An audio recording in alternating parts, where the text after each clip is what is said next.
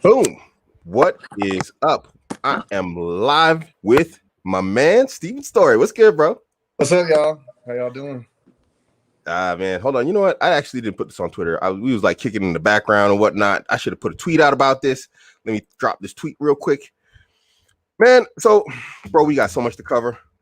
I am live with at Steven Storey. Get in here. I think I should. I might want to say getty in here, but I want to say get in here. Bink. Yeah. All right, put that out there. Man. All right. Yeah, man. So, bro, man, I've been watching you on the TL on the timeline for a minute, bro. I like this shirt, man. It's an Air Force shirt. You use Air Force or something? Like United States, America. It's the United States of America track and field. I'm a track and field. Okay. Yeah. It's almost the same emblem as the Air Force emblem, the new Air Force one. So I was just like, what is that? Is that Air Force? I was like, okay. Oh, yeah. So anyway, like I said, I've been watching you on the timeline for a minute, man. I'm kind of like, I always like when I see young dudes, man, like just killing it. And I like to share that with, I don't know if you know, I think you do know though, that I cater to a more Muslim community. Right. And guys are always looking for ways to make it, come up, whatnot. And so, actually most people don't know this. I don't know if you know this, but there's like a question mark over insurance as Muslims. Okay. But I'm not sure of the details, Right. So I really wanted to pick your brain on this independence in insurance adjusting. Right. I'm down. Whatever questions you got, man. I'm here for full explanations, full transparency. Nice. On it. So let's just get into some basics, man. Where you at in the US, bro? General. Right. I'm currently in Brooklyn, New York City right now. I'll be in family there. I'll be in California tomorrow. I'll be in LA. All right, baller. Yeah, man. I gotta go coast to coast. Just hey, man. Look, that's for another conversation. But yeah, man, I'll be in California. I gotta go see my brother, my niece. Gotta see a few friends, people from Twitter. While I'm out there, nice. I'm enjoying myself, man. I'm on vacation. I'm on vacation here in the States, and then I'll go back to Brazil and get back to work. That's right. You're in Brazil. Yeah, you're literally based in Brazil, huh? Yeah, bro. All my bills are in Brazil. Yeah, nice. I was in Brazil, so yeah, man. You got to break that down to me, man, because there's like every time I look at Brazil, there's only two things I see out of Brazil. Mm-hmm. No, three things: girls, crime, and jiu-jitsu. Correct. I mean, that's correct. But it still is a functioning economy. There's a lot of opportunity there. Once you break past the language barrier, and if you can be focused, that's another thing. Like if you don't know how to handle yourself around women in whatever country you're in, you're gonna have a really hard time handling that level of attention in Brazil if you got something going for yourself. So you really got to get your head on straight before you head to a place like that, because it's a lot of distractions. But I've done very well living down there because I know how to focus. You know what I'm saying? It's like being black in Germany, dude. I mean, we the flavor of the week out here. It is not for the week, bro. It's not for the week, man. You gotta really be committed to your goals, man, because you'll be out there just being a whore, you know what I mean? Like you just be out there just wasting time. Yeah. I tell guys this all the time though. It's like, a lot of guys don't believe me. I always say more women equals less time and less money, because the two are connected, your time and your money. Correct. All your outcomes are connected to where your time is focused. Exactly. So you just spend a bunch of time chasing women. Bro, this thing is, man, I knew a guy came down to Brazil with 6 figures in his bank account, and he's broke now. What? Because he didn't work. He just stopped working. He was like, I got enough money. The exchange rate's great, and he didn't work for like 3 years. Made a couple kids, and $100,000 over a long enough time, it's gonna get spent. If you're not replenishing it. So don't do that. That's a big deal, man. Focus, men and focus, man. That's a big deal. Yeah, dudes get the easy life. They get some women, and then their head's gone. Men are meant for struggle. We are meant to struggle and be challenged all the time. Yes, sir. If that's what keeps. I think that there has to be a level of stress and pain in a man's life for him to stay focused. If not, he's gonna start doing dumb shit. Yeah. I don't know about you, but what helps you keep focused? What helps me keep focused is this. Multiple things. First, I got kids. Right. And it's not a matter of like their daily eating or whatever else. My job, I do well on my job. But what stresses me out is the idea is that I will leave behind unfinished work that they won't get to read. So I work like a dog to get my stuff finished, because it's like, you don't ever know when you're gonna die. I seen dudes, they perfectly healthy, younger than me, one day to the next. Yeah. Hit by a cookie truck or whatever else. Yeah. He's gone. You out of here, bro. Yep. You don't have control over that. I think, like, for me, what focused is, I don't have a family yet, but I know all my decisions impact my future family. Yeah. If I don't have no money, if I don't focus to keep making money, when they get here, I'm not gonna have no money. Daddy, why can't we do this and that? Well, because I was lazy. Yeah. Nobody's gonna say that, but that's what happened. So, like, for me, it's like, reality. I want a family one day, but also it's like, it's certain things I want in life right now. And it's like, okay, I want those things. So, like, all right, I'm gonna stay focused. And the other thing for me is physicality. You know, just being fit. I know you know what I'm saying. Those things keep those. I know if I live a life of fitness, or at least I'm working out, I'm moving, the rest of my life is gonna kind of line up. Yes, sir. You know, that's a crazy thing, because at my job, there's a lot of guys in their mid-20s, you know, and I say this all the time. It's like, you know, I'm starting over in Germany, in a place where guys, they're born and raised here. I'm in competition with guys who are locals, you know, I'm not even only keeping up with them, I'm passing them. You know what I mean? It shouldn't be like that. I should just be like some mopey old black dude in a foreign country, like, me. And I'm not. But these guys, dude, I'm not even joking, like 5-6 times what they should be overweight. Dudes walking around with like 9-month pregnant bellies. And they're like 25, 26. Or, you know, it's the same way in the United States. You ain't been back in a while. It's the same way. No, I ain't been back in a minute. You know, they're losing hair at 19, 20, 21. They're having ED issues. They're freaking, pot bellies, all that stuff, man. It's because you're not eating right, you're not thinking right, you're not moving. Yeah. I'm training to be basically what's the word in English? Project manager, basically. Word.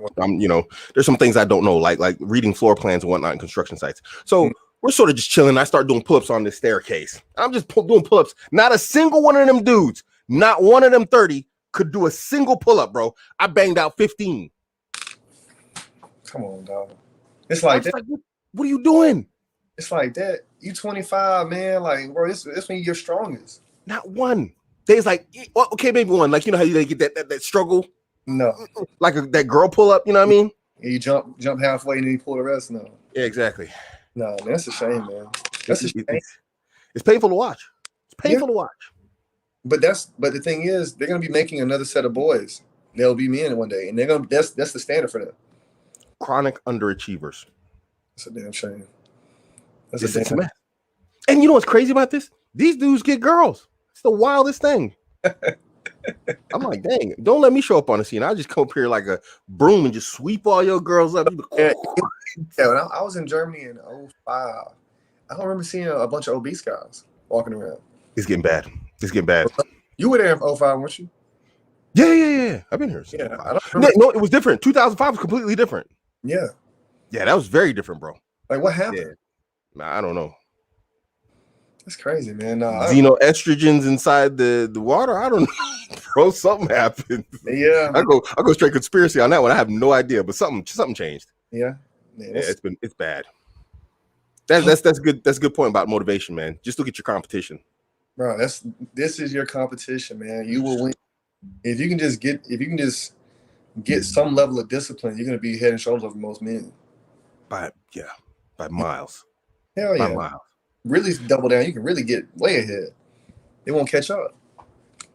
Nah, they don't even try. I think that's the biggest thing. They're not even trying. Well, I tell you what, man. I look at you. You are the what's the word? Like, you're the pace setter for me. Like, okay, when I get to his age, if I just keep doing this, I can look like this, and I can have this and this and this.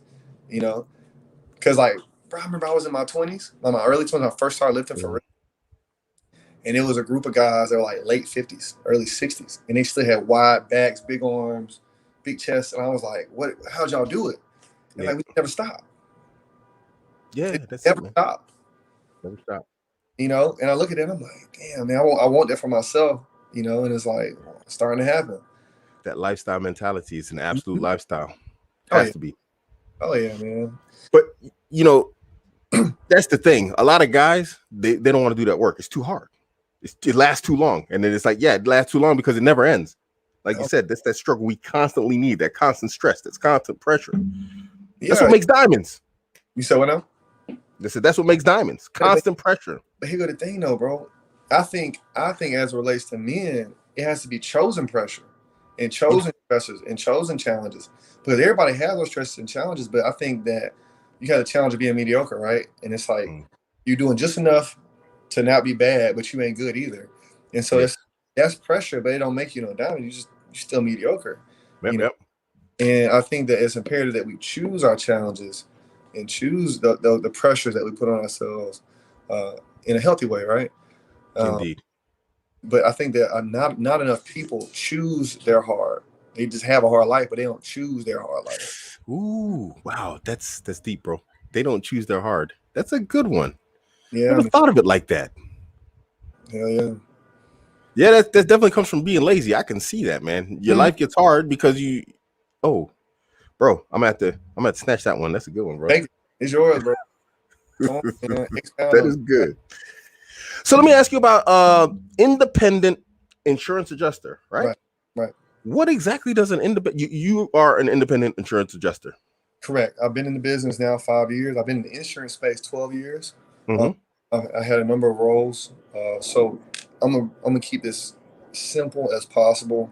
Okay. I'm not gonna try to use lingo or anything like that. Okay, industry speak or anything like that. So what an independent insurance adjuster is, if anybody's familiar with a staffing agency, you know what a staffing agency is, right? Like they're trying to hire people. So they have companies that just have their staffing agencies just for insurance adjusters. Okay. And when companies like a State Farm or a Progressive or any of the major companies in North America, when they need adjusters, they'll call the staffing company and say, hey, we need some adjusters for this hurricane or this wildfire or this hailstorm or this flood or this riot or whatever. Now, the reason they need us is because each insurance company has to handle a claim in a certain amount of time. So when you call and say, hey, my house burned down, they're on a clock now. It might be a 30-day clock, a 60-day clock, or a 90-day clock. But they have to call you in a certain amount of time, and they have to make a decision on whether they're going to give you some money or not in a certain amount of time. But they only have a finite amount of students. Of staffers, people who work for their company. Yeah. When they get overwhelmed, they're going to get outside of those deadlines, and they'll be fined by that state's Department of Insurance. Okay. So instead of being fined, they will go to that staffing agency and say, we'll pay you 3 times what we pay our staff, our employees, to come work for us for 30 days, 60 days, 90 days, 6 months of 1 year. And you'll do it like that. They're going to work you 60 hours a week. You're going to work more than a staff person does. Yeah. Right? You're going to work from can to can. So what that means is you're going to work from when they have a lot of claims and a lot of demand until that demand dies down, and then the employees can take over for the job again. Gotcha. That makes sense. All right. And anybody got questions, y'all, if I need to clear anything up for y'all, I'm more than happy to do that. Now, from there, what we actually do is when you buy an insurance policy from your insurance agent, and they get a stack of paperwork and it says, this is your insurance policy. You don't read it, and the agent don't read it. I read it. Okay. I have to know your policy back and forth. And so you'll come in and say, hey, Steven, my house burned down. I say, why did it burn down? It burned down because we had an oven fire or something like that. I'm going to send somebody out. They're going to inspect it to make sure there was an oven fire. I'm going to go through your policy. Oven fires are covered. Here's your check. But if you said something like, well, we were having we made a fire pit in the middle of the house and it was faulty construction. Yeah. I know that that's outside of the realm of what a real policy covers, and that's neglect, or that's you being stupid, right? So you're not gonna get that coverage. And so that's I make those decisions, and then I use company money to pay you. So I write the checks to you like that. And so that's basically what I do on a day-to-day basis. I'm researching photos, your policy. I'm talking to you. I'm talking to contractors, and I'm orchestrating everything to see we're gonna make what claim decision we're gonna make, whether we're gonna pay you, what amount we're gonna pay you, or whether we're gonna not deny you, or whether I need to pay you more money. So that's what we do, and I've done that for the last 5 years, and I've handled thousands of claims, and paid out millions of dollars over the years, and it's been a ball. I'm giving you a real just surface level. Yeah. And I can imagine there's more to it. So that I can imagine that takes some specialized training to understand like contracts, reading through them, and whatnot. You gotta have some serious reading comprehension. Because it'll be something as small as of or the or and or, and they'll determine whether a person gets $50,000 or $15,000. Whoa. You see what I'm saying? Because there's a lot of gray area. Yeah. Physical property, construction a bit. So like when you're on a construction site, like I know if they install it wrong and then they put the walls up and then something happens after, we got to tear the wall out and fix what was installed wrong. Yep. That's not on the owner of the building. That's on the construction people. Right. So it's the same concept. Yeah, absolutely. I mean, yeah. We haven't looked at insurance, but we do look at like basically liability of the company. Like we had a French guy we had to fire. I had to get rid of him. He used to put in he was in charge of installing the sewer systems, and he installed everything wrong. No fasteners on whatnot on the walls, and whatnot. And he to the point that it's like he had like a near 2-meter pipe without a fastener on the wall. Come on, you can imagine. Toilet flushes. It's got multiple. They call it stränge. Multiple strings of sewer coming into that one pipe. Some weight gets put on that, the thing's gonna pop off, gonna have sewage damage in the walls. That means you got to tear up the entire floor, everything. So you can't just clean it out. You got to tear out the cement and whatnot. Here they make you sanitize the cement after a sewage break, and that would have all been on our company. And it's by chance we came across it because the tiles, everything was up on the wall, and we had to pay for tearing the tiles off the wall, putting up new walls. We had to tear all that stuff out, redo all the piping. Put up the fasteners and whatnot so the thing doesn't wiggle around and move around, can take weight. It was a mess. It would have been considerably more expensive had it happened with sewage going through it. Dude, you a water mitigation company in there. You got hazmat. You got to put all that. Yeah. Water mitigation, for those of you in the United States, it'll be like Service Pro or let me think of some big ones. Service Pro is the biggest one most people would know, at least in the Southeast. But they go in and dry homes out. But not only do they dry homes out, they had to do tear outs and they had to sanitize other stuff. Like what Abu's talking about is like in a normal house, you could spend $30,000 just drying a house out. Yep. $30K. Imagine a car space. It could be a couple $100,000 easy. Yeah, I used to work for a company. Same thing. I was like site lead. It's called Sprint. And same thing. They got these machines. They bring them in, these big giant dehumidifier machines. Not big giant things. It's like a couple of suitcase sizes. And then they got these brand new ones that are like almost like microwaves. Microwave the wetness out of the wall. Things are expensive. We brought in an ozone machine for one place. It was decided we needed an ozone machine. That thing was 3,000 euros for one day. Bro. Just to get rid of the smell inside of a room. Look, so anybody that's looking for another business, you need to start that business. Get you some dryers. If that's what you want to do, if you're in the United States, I don't know what countries y'all are in. Most countries are having you're going to have a problem, a water being in the house at some point. So you need to dry it out. Number one issue here in Germany. And it's so much money to be made doing it, man. You invest, you get your dryers.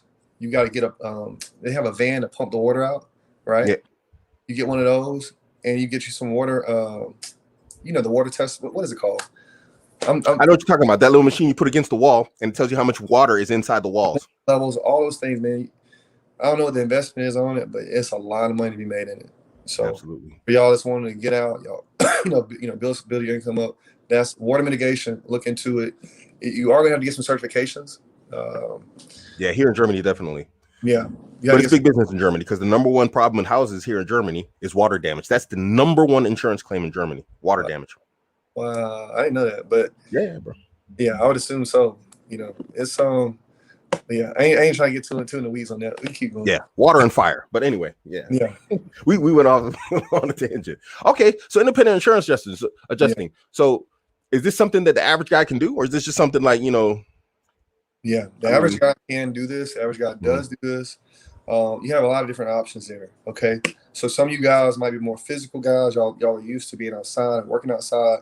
You can do this job. You can make actually more money than people who work inside. Okay, it's called field adjusting. I've done field adjusting. I've done remote, and I've done desk.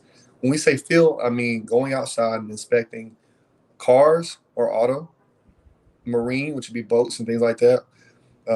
You can inspect 18-wheelers, Wow. cranes, or you can inspect houses and commercial properties. Buildings. Like warehouse, things like that. It just depends on what niche you want to go to with that. You go in, you take your pictures. You're gonna have to know a bit about computers, all right? But you can learn computer estimating software. You learn your estimating software, and you just send your documents in after you finish inspecting. Wow. You'll see guys do $60K in a month. A month, bro. I saw guys doing $80K. Remember Hurricane Harvey? When Hurricane Harvey hit? So the thing about Hurricane Harvey, what people don't understand is when Hurricane Harvey hit, another huge hurricane hit Florida 2 weeks later. And so guys were going from Hurricane Harvey making 60, 70K in 30 days and going to Florida and doing it again for another 2 months. Because the industry gets stressed. Here's what happens. When the industry gets stressed and there's not enough adjusters, they just raise the pay. Because the insurance is trying to get the adjuster to come to their company and handle their claims. So they pay you more. They'll pay a $5 signing bonus. If you stay 30 days, they'll give you extra $5K. They'll pay you higher per diem. They'll do whatever they can to make sure they don't get fined. You see? And so there's a lot of money to be made. But field adjustment, you don't need a truck. If you're going outside and doing houses, you'll need You'll need a ladder. You'll need some equipment, but it's not super expensive stuff. You can't take on your phone, your digital camera.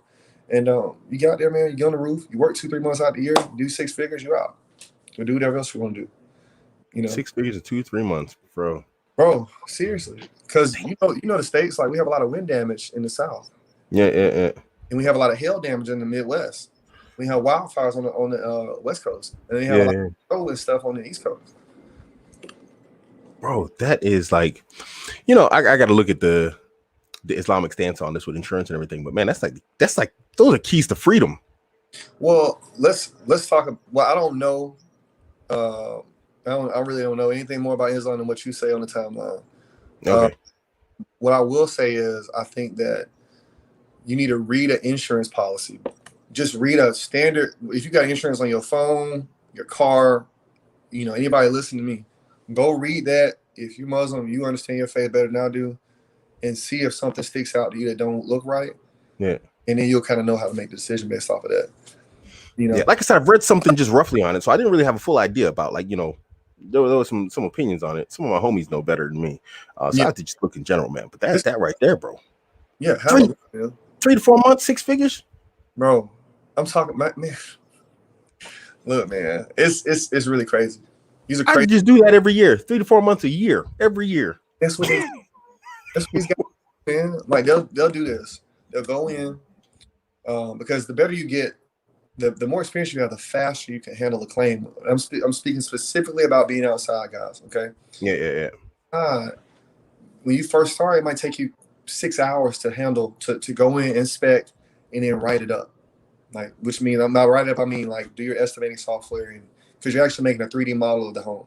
Okay. Gotcha. Or the roof or the room that you're in. You're making a 3D model of that, and then from there, you're going to say, okay, this wall costs X amount of dollars for 2 coats of paint and 1 3/4-inch sheetrock and blah, blah, blah, like that. Once you do that a couple, 20, 30, 40 times, you get faster. And you can go from 6 hours to an hour. And you can go inspect 8. You might inspect 8 homes in a day with some experience. And you can finish it all up in the same day. And you step in, you're getting paid. You see? Man.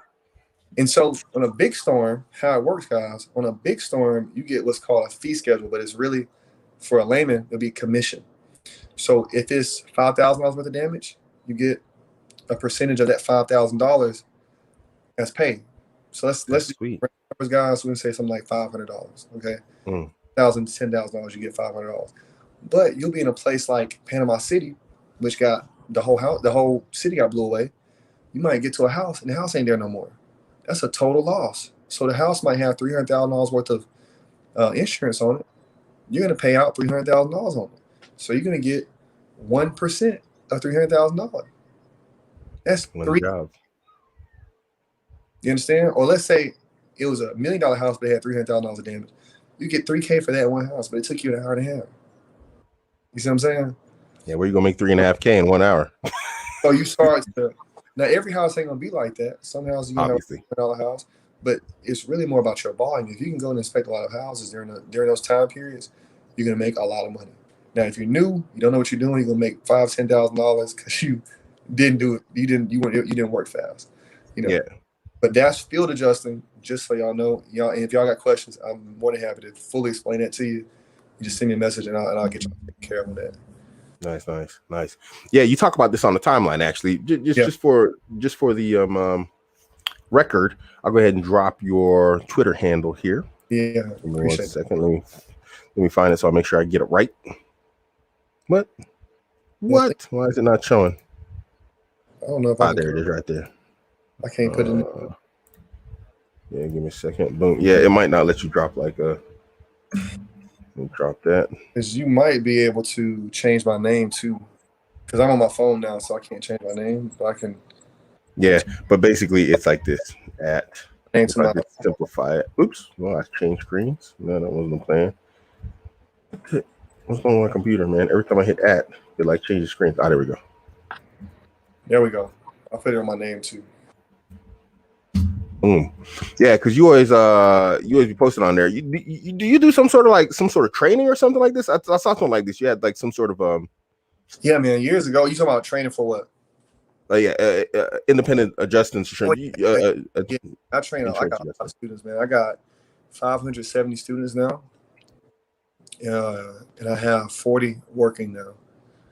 Yeah. Wow. You're like an agent yourself. You're like an agency now yourself, huh? I could be, but that's a big headache. I would have days to do that, and I don't want to do that. Okay. But my main thing is I'm going to teach you how to get hired and stay hired using the templates that I've used over my last 5 years. I've been able to meet a lot of adjusters, and I learned what they did, what the best do, and the best do the things that I put in the course. And from when you're going from not learning about it for the first time a day to 60 days later being hired and working and being able to continue to work after you finish a deployment, that's my focus for my students. And I got several students, man, they're in their second and third deployment. They've been working, and and it's not hard for them to get new jobs. Yeah. That's what's my point. I feel like that's what success is for me. It's not them getting their first job. It's their second job, their third job, getting that first $10,000, $15,000, $20,000 saved, and they can start making decisions about what they really want to do. Yeah.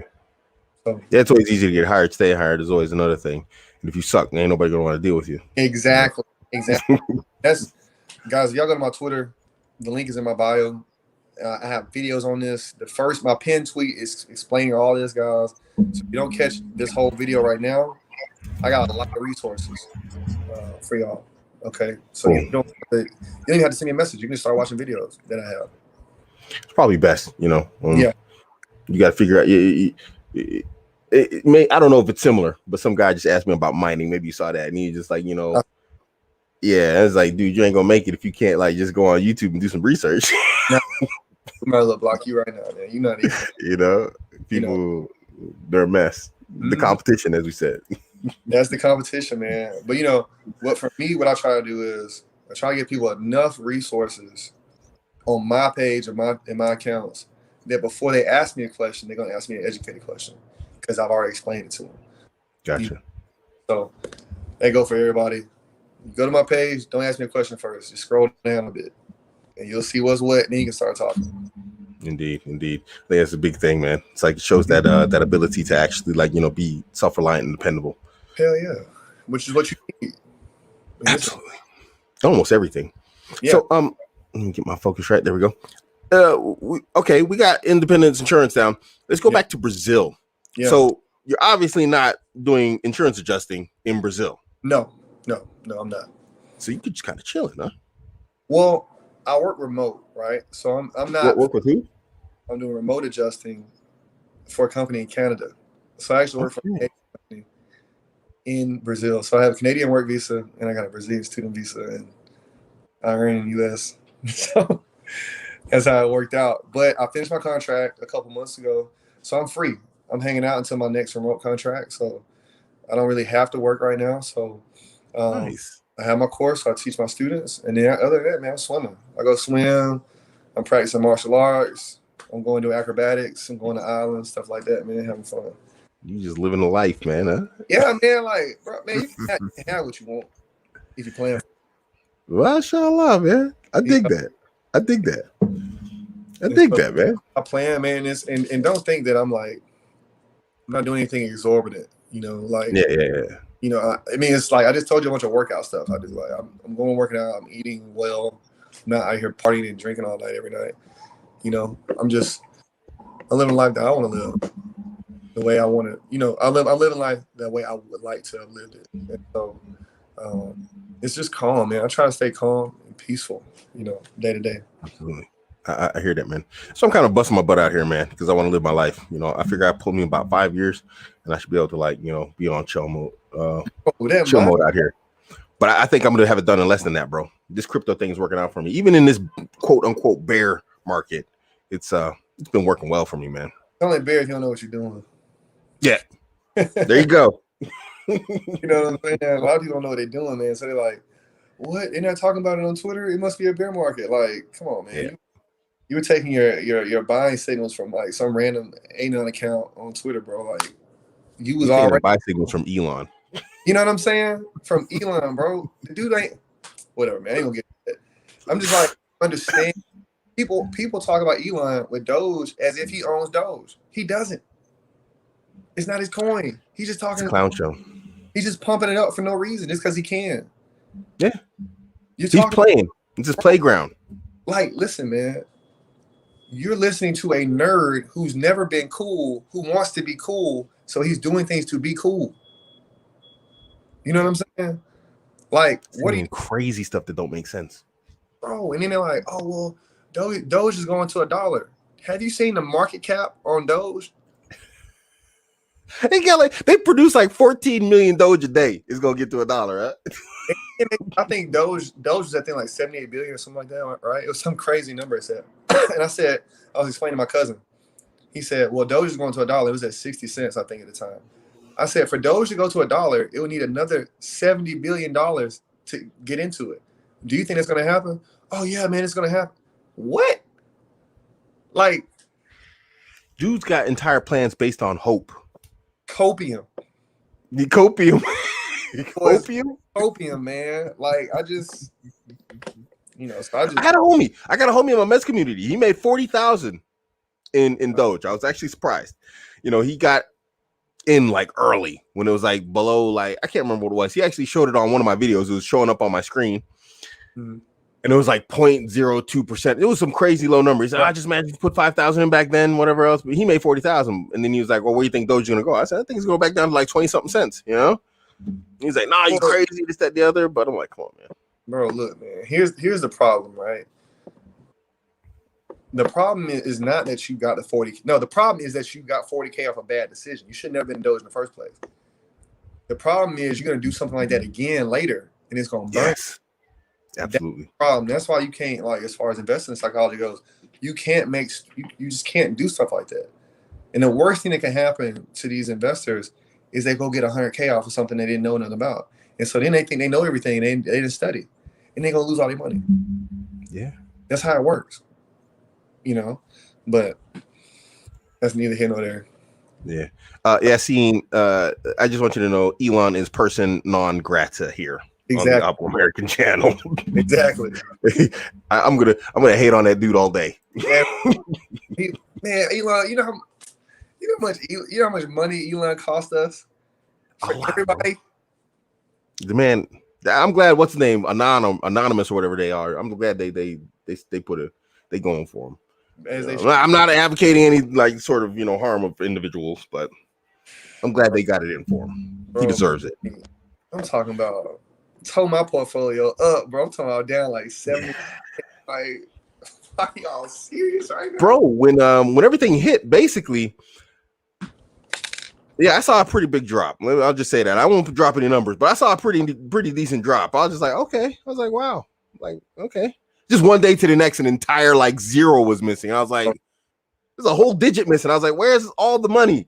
Yeah, bro. I had the same thing happen to me, man. I was just like, I'm down my hands, by the way. I ain't selling anything. Yeah. I ain't selling anything.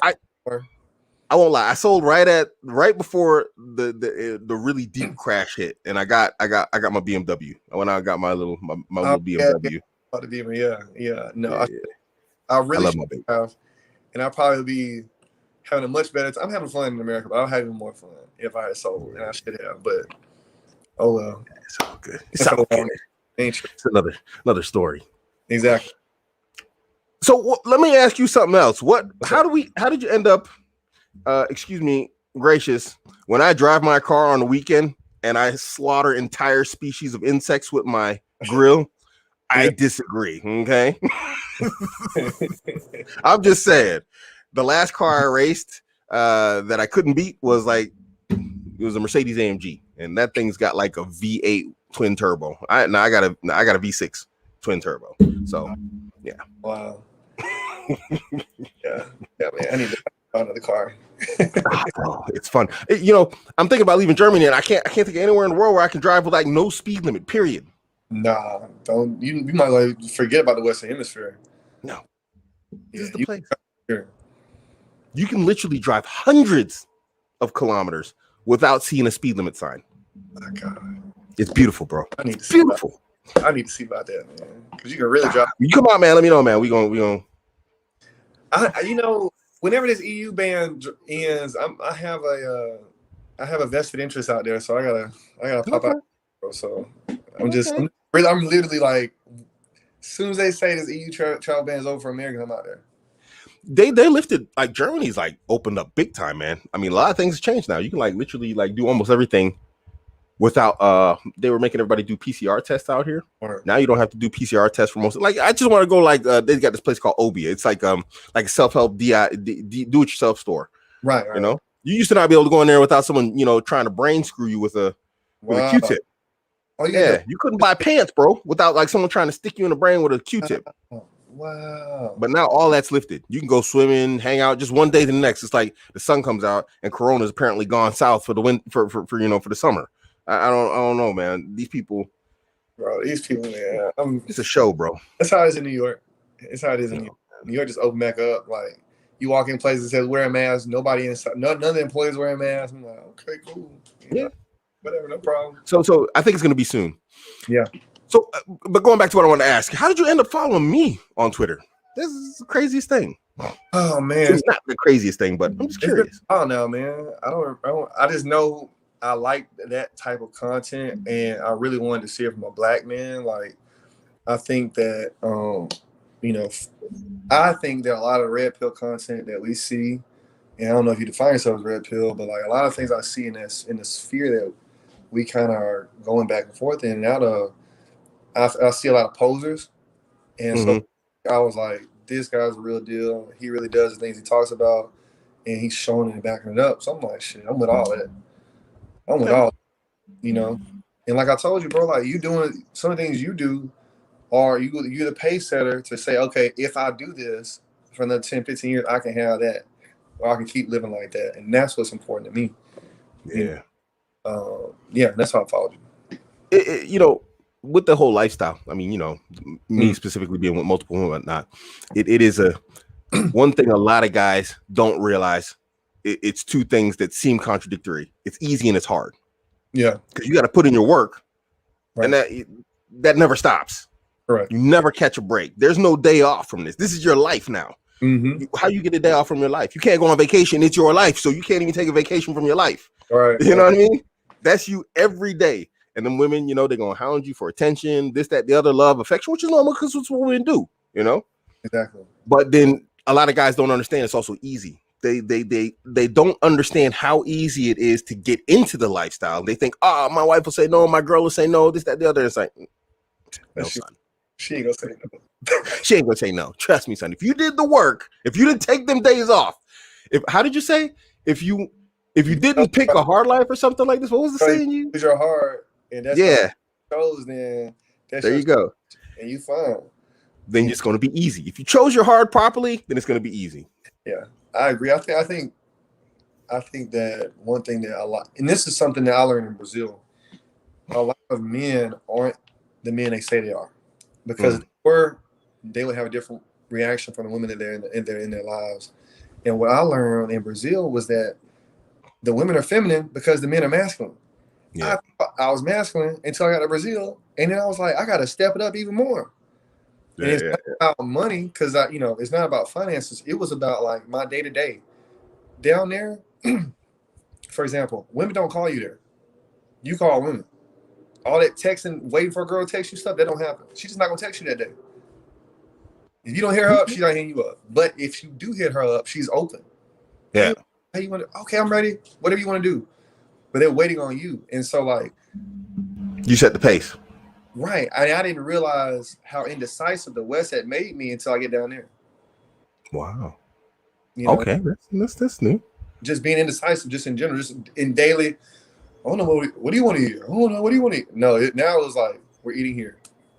We're doing this. I have to wonder. Well, no, yeah, West makes you indecisive. I think it's a combination of making you indecisive and also making you. What's the word I'm looking for here? Oh man, what's the word I'm looking for? Is it not? No, indecisive is a good word. I guess it's a good word.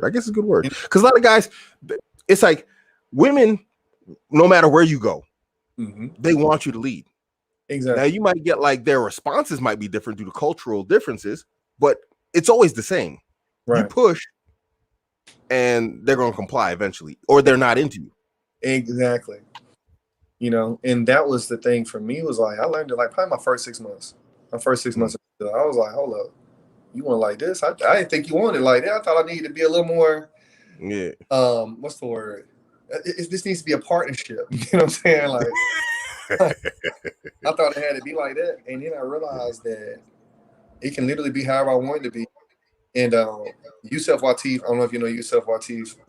I think I've heard of him. Yusuf, by the way, anybody knows him, he's in the hospital right now. So prayers up for Yusuf. He's down there in Sao Paulo. He's had COVID for a while. They got him on a breather and all that stuff. So super solid guy. But he was the one who kind of coached me up out of that. Okay. That women want you to dominate them in a. I don't mean dominate like I'm saying. I don't talk about beating them up and like that. But they want you to, and they can take it. Yeah. Take your leadership, but you got to go ahead and give it. And once I realized that, man, and started doing that and practicing that, man, life just got way better, man. Yeah. It's night and day. This is a big problem with the Muslim community. I mean, because when I tell guys this stuff, be dominant, be assertive, but without being like oppressive. Man, the women come for me, the white knights come for me, the simps come for me. But the guys who follow the instructions, bro, those guys, they're like, yo, Abuamerican, dude, Manigas, what can I do for you? Bro, like, let me tell y'all, man, I follow some advice that he told me like 3 months. It's been 3 months. It's been 3 months, I think. It's been 3 months. Yeah, it's been like 3 months, bro. I followed some advice he told me, and I wrote him when it happened. I was like, bro, you were right. If you want to screenshot it, you can screenshot. You actually already did screenshot it. I did screenshot it. He was right, okay? And the thing is, guys, like, it ain't about I think sometimes men compare themselves to other men, like, well, he can do it because he looks like this and he does this. And look, bro, if you make your yes be yes and your no be no, if you can just be that simple. Yes, we're doing this. No, we're not doing this. We're going here. We're not going there. If you can just do that and mean it, bro, it's beautiful life. You get your shoes tied, man. Yes. You get your tied, bro. Guys, they flip out. Let me do the super chat real quick. Yeah, Bilal Shaban, 1999 super chat. Barakallahu feek. Assalamu alaikum. Walaikum assalam wa rahmatullahi wa barakatuh. We need Educate on the show. Jazakallah khair. I'll talk to him. I talked to him on the private chat side of the game. I'll see if he come on. The guy's busy. I can't make you any promises, man. I'll talk to him. But maybe the next time I meet up with him. I was supposed to meet up with him in Munich last month. But it was very short notice. I couldn't make it out. That was when I was between cars. I got rid of my old car. I just bought my BMW, so I actually didn't even have a car. And I was taking a bus to work. Wow. God. But the whole transfer of the car to me and all that stuff took some time. So I was actually, maybe the next time I meet up with him, we'll actually do just like face-to-face video type thing. I'll see what I can do for you, Bilal, but I can't make no promises. The guy's got a very busy life. And he does that to himself on purpose. Like our man Steven said, Andrew picks his hard. and he picks it really hard. That man don't take a day off. Bro, Tate, man, I'm telling y'all, man, Tate has made me a lot of money for one. And okay, he changed my life, man. Like, not because I was following Tate 4 years ago now. Yeah. You know? And so back when he was really teaching on the timeline, and like, bro, that's the reason why I live in Brazil. It's one of the reasons I live in Brazil. It's one of the reasons I got in Canada and got a bank account there and like got credit cards there. Like, he said, look, you want to be indestructible, get multiple passports, get multiple bank accounts, get multiple driver's licenses. You know, and he don't speak another language. Me and you do. You know. Yeah. But like, bro, like you need to. If you can do even half of these things, if we do even one of these things we talking about, and then say my yes is a yes, my no is no, I'm a dependable person, but you're not finna do this to me. If you can say and mean that to the women in your life, bro, they're gonna have so much respect for you because so many men lack that level of discipline. Yeah, they just cave. You see what I'm saying? It's guys, we talking about women, but this is a you thing. Yes. You the common denominator. And once you realize, bro, like once I realized that, I was like, hold on. And I just changed up a little bit. I was like, let me just push a little harder than I used to. Yeah. You know, let me just not agree to everything. Let me just say no a lot and see what happens. You know? Yeah. Bro, it was just like beautiful. I have arrived. You know what I'm saying? Like indeed. Bilal back with another super chat, $4.99 super chat. Bilal, show him the proofs of Islam to him. Bilal, you'd be surprised. I've talked to Tate on a one-to-one personal level multiple times. You know, I've met him face-to-face multiple times. And every time he comes to Germany, he hits me up and he says, like, yo, come through Abuamerican. I'm going to be here. I'm going to be there. Can you make it? And I'm be like, no, I can make it all the time. So listen, Bilal, you'd be amazed what Andrew knows about Islam. He's got an extensive background. Now it's his story, and if I can get him to come on, I'll see if he'll tell the story. But he told me his personal story and his connection to Islam, and it's actually surprisingly deeper and more connected to him than I thought, which is why he has a very strong proclivity, aka liking towards Islam and Muslims. So you'd be surprised. The man actually, the reason why he has a strong proclivity towards Islam is because he has a history with Muslims that goes deeper than you might think. But it's not my story to tell. He told it to me. But he never said, yeah, Abuamerican, you could say it and tell it, whatever else. It ain't that like secret squirrel type of story. But at the same time, you know, man, tell you something privately. Yeah. Until otherwise, it's something he told me privately, you know? Like so, yeah. I feel that. I appreciate that. Yeah. You know, homie tell you something, whether it could be innocuous, whatnot, you know, totally harmless. But that's what he told me. Person to person, you know, I can't go dishing out his story now. You know what I'm saying? Right, exactly, man. Yeah, the man got a history with Muslims and Islam, so I was surprised. I was like, have my mouth. The guy is actually quite an interesting dude, man. He's lived a pretty interesting life, you know. So yeah, but anyway, we here with you, Stephen, man. We talking about you, homie. Yeah, man. So yeah, man. So you followed the advice and it worked out for you, bro, man. Y'all don't understand, man. I'm telling y'all need to listen to what Abuamerican got to tell y'all, okay? Seriously, listen and apply. It ain't just about listening. You need to listen and feel it and then go do it. All right? And that goes for anything that you ever heard or listened to. Like, oh, man, I like this. You need to go try it out and see for yourself. Like, why is this guy saying these things? And for me, man, like, I'm not going to go into this. I'm just saying, I don't give a fuck. It's beautiful life, man. It's a beautiful life. A lot of guys are scared. It's been great. Okay. And I think that you gotta sack up though. You gotta sack up because see, it ain't just about them. Again, like I said, guys, are you doing the work? You know, like Abuamerican said, are you doing the work, man? Are you doing the work, you know, spiritually, mentally, physically? Are you making it to where structures in your life, right? Because you gotta be the structure for them. Yes. So you gotta have structure. You gotta be the example, right? When are you waking up? Are you making the bed when you're alone? Are you keeping your place clean? I have a cleaning lady, so I keep my place clean through her. If you don't have that right now, you need to be, you know what I'm saying? Like you need to have structure in your life because you have to, somebody's entering your frame, right? But if your frame is flimsy, they're going to be flimsy with you too. Yep. So you got to have that structure in place. Once the structure in place, then you can start adding in what you want to add in. But without that, come on, man, you damn near a woman. Yeah, bro, that's good that you said that about like the flimsy frame. I actually used a boat analogy, and I was like, you know, Women, the relationship is the boat. The man is the anchor, right, and the woman is the water. right. The sea gets crazy. You are responsible for keeping the boat afloat. Right. The boat is yours no matter what. If there's a woman on board the boat, whatever else or not, you got to keep your boat afloat. You the anchor, you know. So there's a mixture between you being the boat and the anchor, but predominantly you're the anchor. And when you're in a relationship with a woman, the boat is the relationship. And so if that anchor sucks, if your chain sucks, if you went cheap on it, you know, you didn't do the work, you got yourself like one of them little pocket chains, you put your wallet on, you know, and you trying to secure your boat with that, what's going to happen? Moment the storm gets a little bit crazy, she gets a little emotional, things going to snap, it's gone. The ocean always tests the seaworthiness of a boat. It always does. That's what she's supposed to do. Exactly.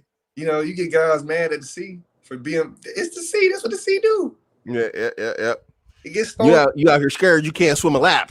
You scared. Yeah, and then you get mad. I tell you, you mad at the woman. You get mad at them for being women. Why you going for being a woman?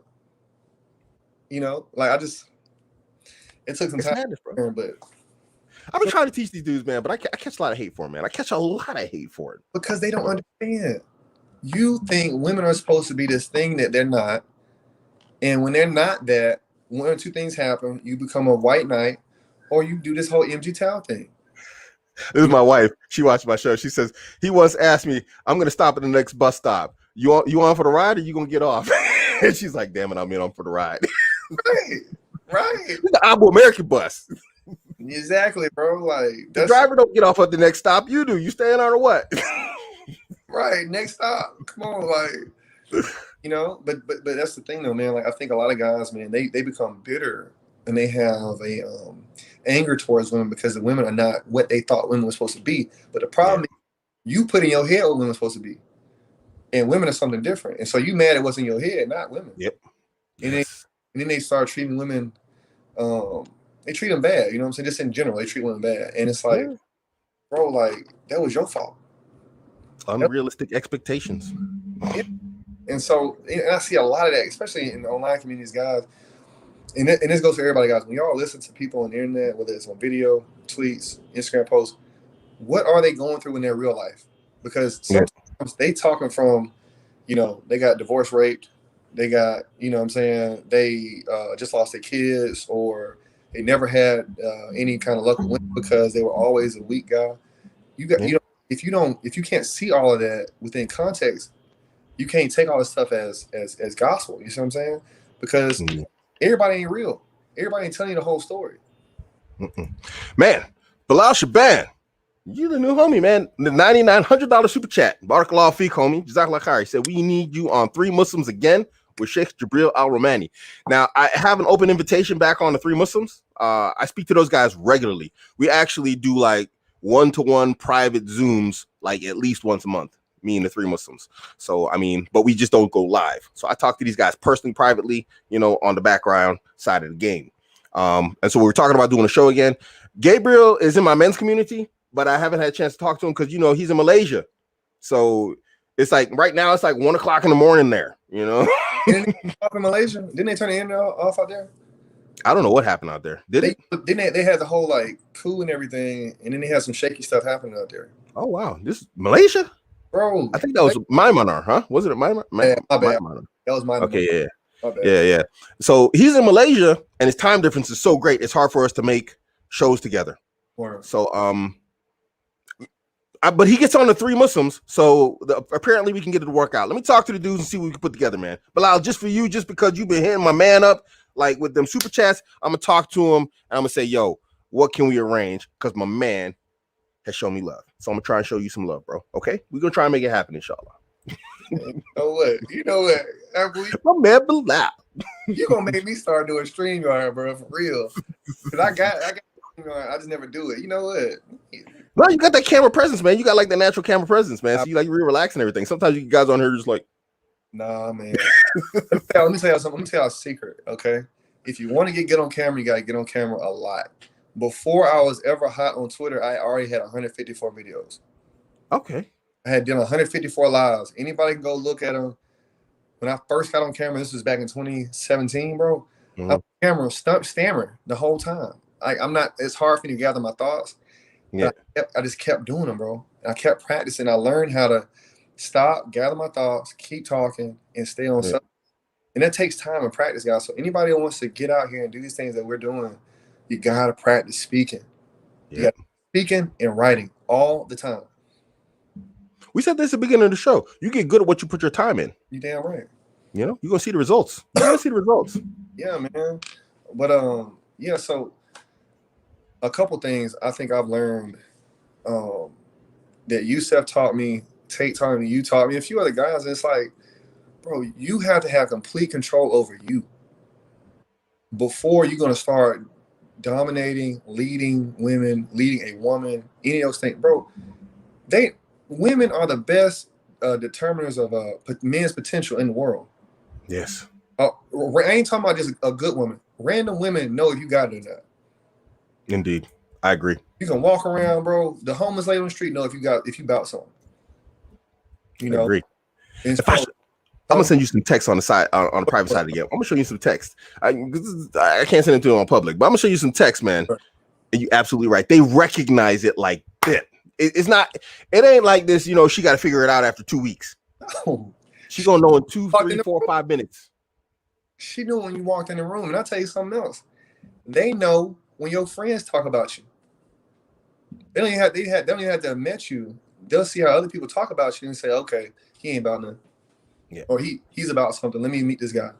You see what I'm saying? And so, what kind of man do you really want to be? And that's what you got to determine before any of these things we're talking about. Because these are the spoils, right? Well, it ain't all the spoils, but you got to keep on working. But that's what I've seen over these last few, especially these last 2 or 3 years. I've seen the more work I did, the more I was recognized as a man that can do things. You know, a valuable person. You know what I'm saying? Indeed. Guys, we're coming up on like 1 hour. We're like 4 minutes away from an hour. If you got any questions, you got to drop them now because we're gonna hit this 1 hour mark and we're gonna shut things down. Everybody got lives, everybody got stuff to do. Right. So if you guys got questions, it's time to put them in now. Oh yeah, I got that cough too. Yeah, it's crunch time. And you know what it is? I'm drinking this cold drink because it's like someone flipped the light switch on here and like the heat's insane in the country. And you drink this cold with this heat, you get this cough. Yeah, bro, it's not so hot out here in New York.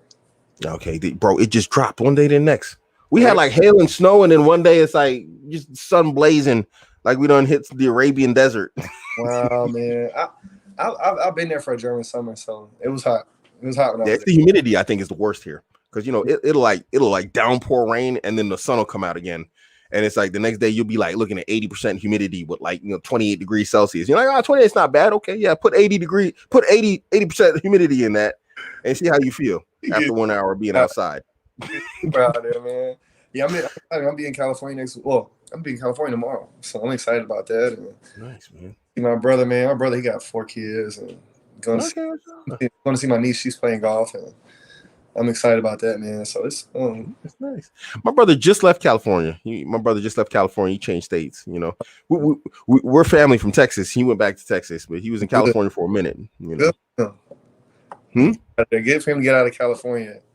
Yeah, you know, I've been telling him for a while though. My brother's like, you know, he's really hardcore, like left leaning. So California was home, but now look what happened. Everybody trying to flee. You know, everybody's like, oh, we made it how we wanted it, and then we don't like it. Yeah, buyer's remorse, but it's all good, guys. If y'all have any questions, it's all good. I ain't tripping. You can always DM me. You can always shoot me a message. I know some of y'all gonna be watching this recorded. Most people are going to watch this recorded anyway. Guys, that's my Twitter handle. Feel free to shoot me a DM. I'm always available to talk, okay? That doesn't mean it's going to be a long conversation. But if you got questions, I'm always happy to help or point you in the right direction. Nice. Hey, guys, be polite.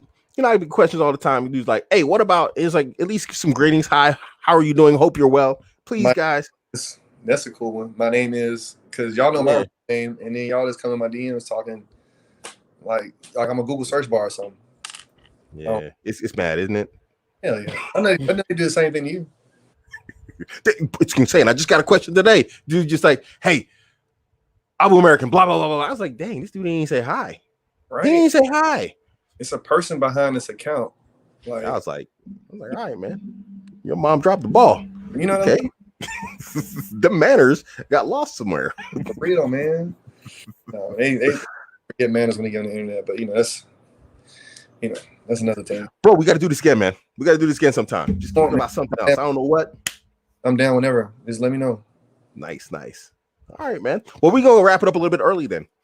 Okay. Good, sir. You have dropped where you're available. Guys can like go to your Twitter. They can find like products, whatnot. Not products, but like your training, I think it is, right? Of course, yeah.